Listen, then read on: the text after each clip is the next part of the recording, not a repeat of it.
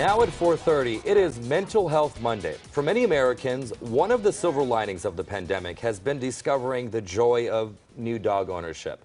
A loyal companion that has seen you through a year of change and stress. Now, however, some dogs are the ones that are stressed as society reopens and owners start heading back to work. Some humans are also experiencing separation anxiety, leaving their dogs at home. Give me a hug, good girl. Dogs are very emotional creatures. Janine Pierce knows that as intensely as anyone. When she's not working, Janine and her mixed breed dog Pie are inseparable. When she is working, You can do it, you can do it, nice! she helps other owners manage often complex relationships with their dogs. We see about 200 dogs a week here. Janine is a dog trainer Sit pretty. and owner of Janine's Canines in Canoga Park. The past 6 weeks have been her busiest ever. Every single dog trainer that I know is swamped. All these dogs that people brought home during the pandemic are turning into adolescents. Big round of applause for Nitro! And as businesses reopen and more of us head back to work, It's been really, really hard on the dogs and as a result on the people. to protect their homes, some clients use crates.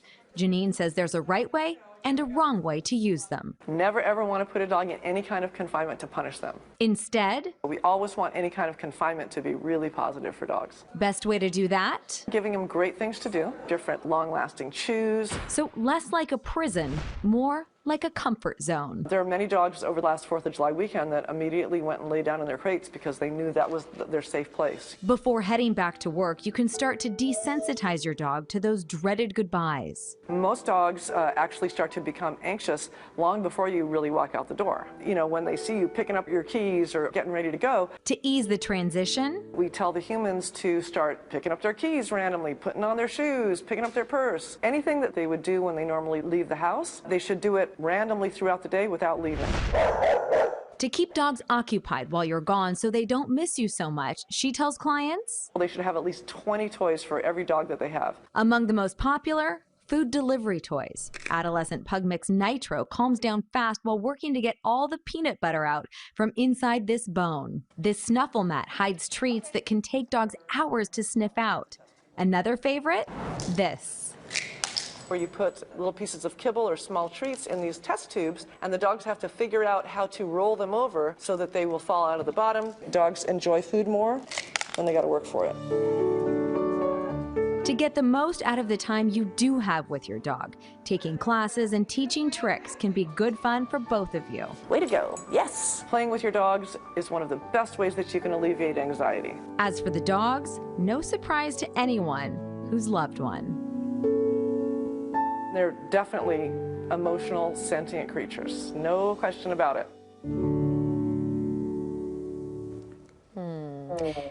And joining us now with more on how to help your dog and yourself through separation anxiety, Culver City veterinarian Dr. Jeff Werber, psychologist Taylor Chastain, and specialist in the animal-human bond and trainer Janine Pierce of Janine's Canines. Welcome. Thank you so much for being with us, all of you. Thanks for having us. Well, Dr. Werber, I'd like to start with you. As a veterinarian, what kind of stress do you see dogs experiencing when it comes to separation anxiety, and can it affect them physically as well as emotionally? Oh, absolutely. First of all, when they get stressed out, they usually act out behaviorally. They become more destructive. Animals that were well house trained all of a sudden are not so well house trained anymore. And, it can be very dangerous. They may see people outside. They are totally freaked out. And it does. Stress plays a terrible role on the immune system. So when animals are stressed out, they're more affected by things that normally probably wouldn't affect them. And so it's very disconcerting for us as veterinarians, and also for the parents, the pet parents, because their animals are getting sick, they're not doing well.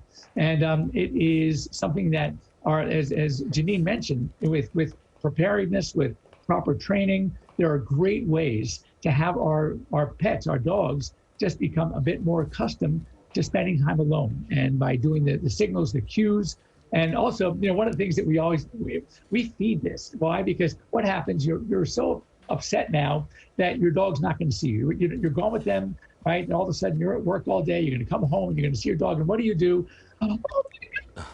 And so what we're doing is we're feeding that anxiety, because now the dogs are going to miss us even more. So it's very interesting how we need to sort of change how we deal with them to not make such a big deal about us not being there with them. Yeah, Dr. Chastain, we talked about the separation anxiety, dogs feel when their human companions leave for the day. You talked a little bit about this, but what about us humans? A lot of people feel guilty leaving their pets alone, and dogs really know how to lay it on with those looks. They do. So what advice do you have for humans out there, for people like us? Yes, it is so hard. We all got so comfortable being with our pets. I think the one bright side of this past year, people talk about more time than ever with their animals. But as we go back to a more normalized society, it's just important, number one, to make sure we're not putting too many of our human emotions on our animals. Our animals are feeling beings. They make us feel better. They're wonderful to share our lives with. And it might be upsetting, of course, for us to leave. But thinking about it all day and really remembering that sad puppy dog face they gave us is not going to be helpful. And instead, I'm just remembering all of the things that you are doing to make the transition more comfortable. Start fun new activities with your animal, and go into this new chapter with a positive outlook, knowing that our animals really depend on our wellness in a lot of ways. They pick up on how we're feeling. So the more stressed and sad we are, the more stressed and sad they will be too. And Janine, I want to get to you. I have gone through the puppy training process, and I remember being told it's not really the dog that needs to be trained, it's actually you. So can you tell us what habits or actions that dog owners can change now that they're going out more? Right, so again, as I mentioned, preparing your dog in small increments can be very helpful. You don't want to just have been spending 24/7 with your dog and then all of a sudden take off for 8 hours. You want to be able to gradually get them used to your absences, and give them, again, good things to do can certainly be helpful. One thing you want to make sure, though, is you don't want to only give them that special food toy when you leave. You want to be able to give that to them when you're home as well. Otherwise, that special food toy just becomes another predictor of you taking off. So as we had mentioned in the earlier segment, you want to do these things on a regular basis when you're staying home alone or when you're staying home with your dogs, so that that doesn't become another departure cue. All right, so one more question really fast. When you leave and humans leave, should we leave on the TV or leave on the radio? Is that something that you advise to do? I know a lot of dog owners who do that.